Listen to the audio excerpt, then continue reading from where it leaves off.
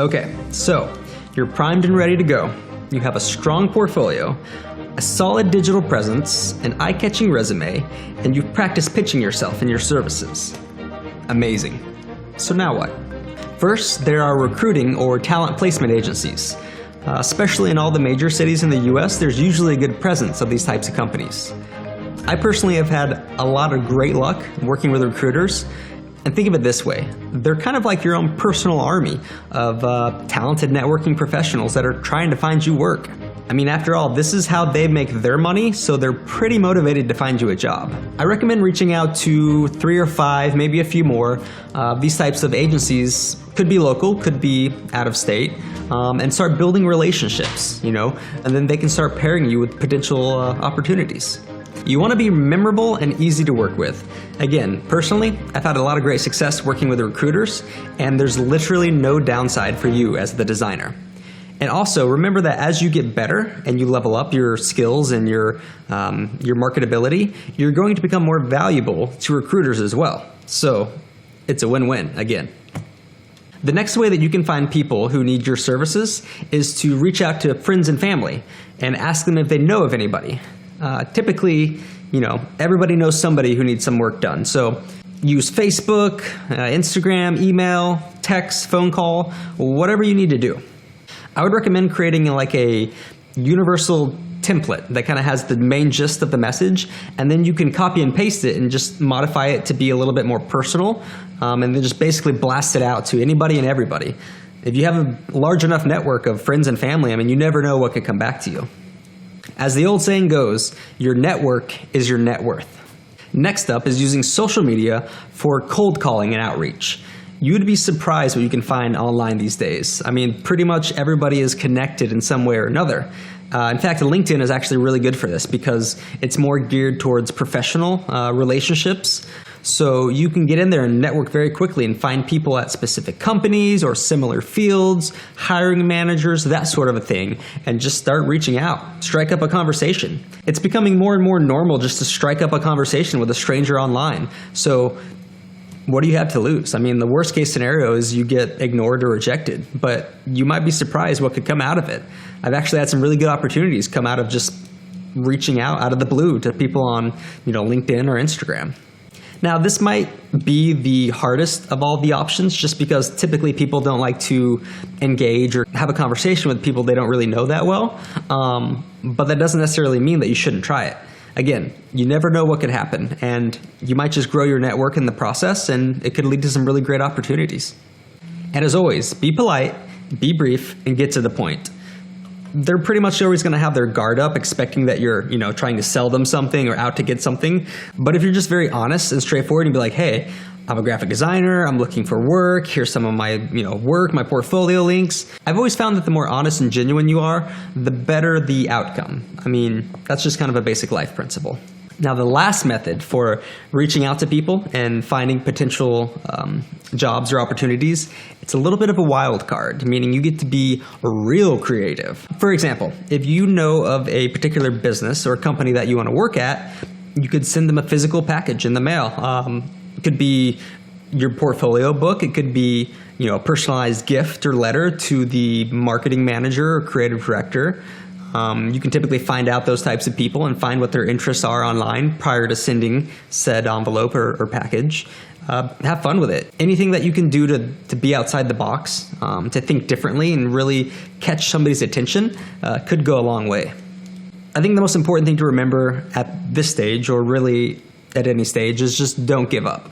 I know it sounds really cliche, but it's very true because you're probably going to get rejected a lot or ignored, and that's totally fine because it's part of the process and it happens to everybody. Don't let that deter you. Keep up the energy, keep up the great ideas, and keep putting yourself out there.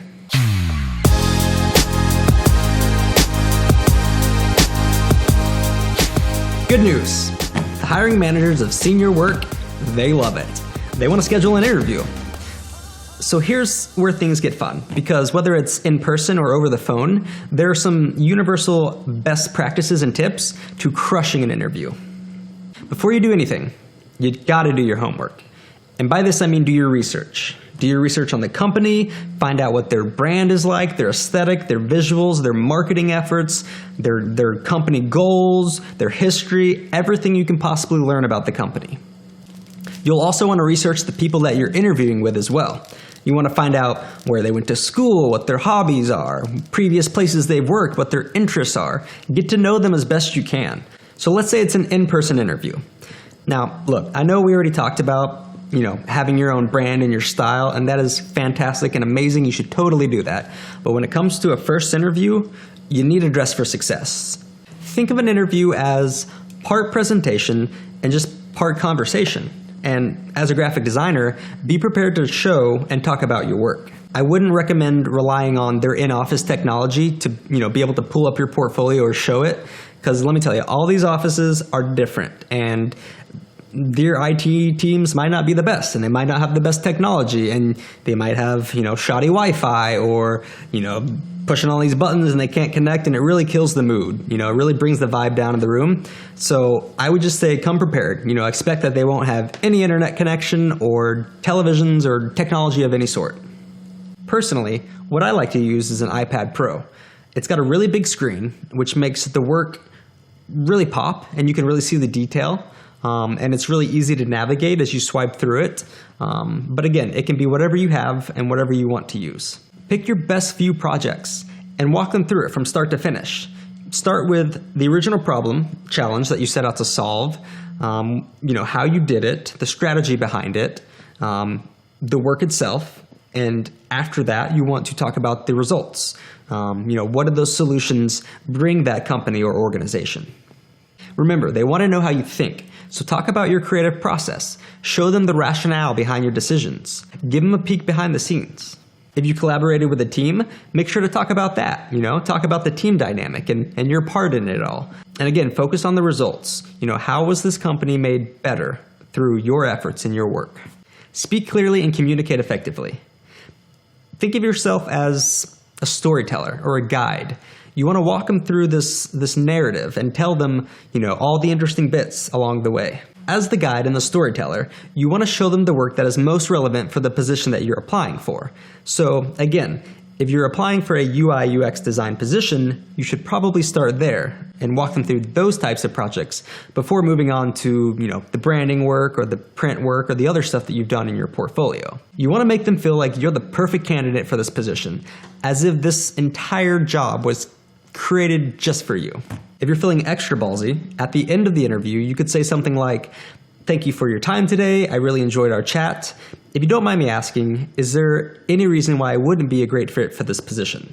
That way it gives you a chance to field any objections or concerns they might have prior to, you leaving and them leaving and you just getting flat out rejected or ignored. And even if you don't get hired for that particular role, these insights can still be insanely valuable as you move forward with other potential opportunities. This also shows a tremendous amount of courage and confidence. Everybody likes that. Just relax. It's just a conversation. An interview is literally just you having a conversation with some other people. So don't get all crazy and in your head about it and, freak yourself out. Just sit down with a person or two, have a conversation, and see where it goes. Over the course of your career, you're going to go on dozens, hundreds of interviews. So the sooner you can get more comfortable and confident doing them, the better off you'll be.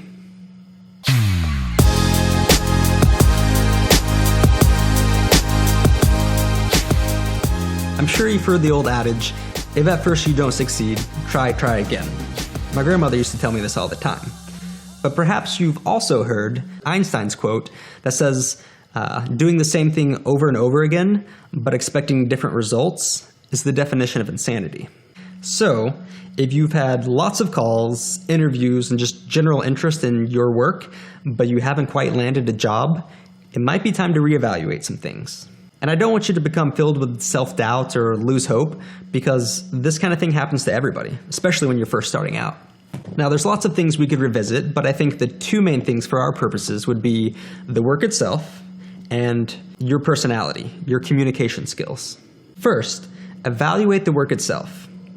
Before I was a graphic designer, I was sure I was going to be a comic book artist. I would draw for days, weeks on end. I would go to all the portfolio reviews at the major conventions. And I was always seeking out critique from people that actually knew, what good work looked like and how to get hired. Obviously, that didn't work out. I never got hired, but it did teach me that you should always be seeking feedback and critique of your work and to never give up. So seek out the advice and opinions from other graphic designers. Again, if you can find ones that are already professionals, already working in the industry, they're probably going to be able to give you a little bit better insight than fellow design students. But feel free to get feedback and advice from anybody and everybody. Take it all in and use it to get better.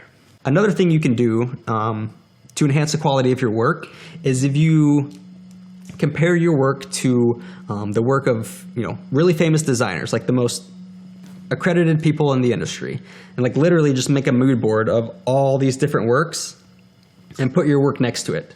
And it's going to become pretty obvious where the shortcomings lie. So once you've done this, and you've gotten some good feedback and you're confident that your work is up to par, then it might be time to evaluate who you are as a person, like your personality and your communication skills. Are you communicating effectively, clearly? How are your presentation skills? How are your people skills?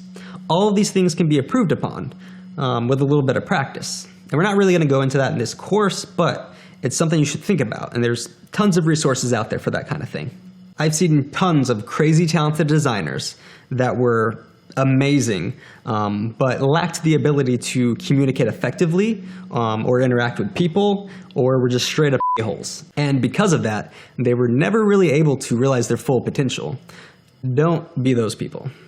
And of course, there's always going to be things that are outside of our control that might prevent you from getting a job. Things like an oversaturated market, maybe people just aren't hiring that many graphic designers right now, global trends, the economy. There's a ton of stuff that's outside of our control. We can't really do anything about that, so there's not really any use worrying about it. But it is helpful to stay on top of current trends so that you can know what the marketplace is looking for. Using the UI UX design example again, if that's a particularly hot job that the market is looking to hire a bunch of, then you might try positioning yourself more in line with the current trends. Now, I'm not saying to lie about what you do, and don't lie about your work or try to pretend to be something you're not. But if you have the basic skill sets for all of these things, it might help to position yourself in a more attractive light.